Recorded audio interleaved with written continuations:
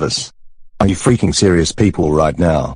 I can't believe you snuck into the 12th grade when you're supposed to repeat your junior year for failing it last year. We also saw the dark truth about you.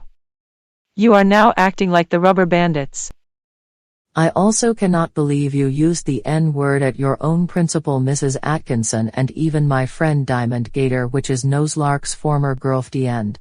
When you're ever gonna learn? When your ass ever gonna learn to stop causing trouble? That's the point. You need to go to a mental hospital. You're 17, about to be 18 years old, and you're still acting like a damn 5-year-old. You're getting sick through your hard-headed self. That's it, you're grounded for 2 weeks with no computer, no iPad, no phone, no entertainment, no hanging out, no nothing.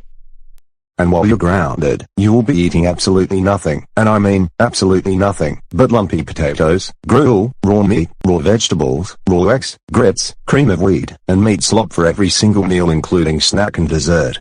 Now go upstairs to your room and wait for us to give you your belt hooping. Wow. And how many times do we have to say this? Quit crying like a motor car or we will turn you into one, and have you given away as a prize and sold at one of Vance's game shows.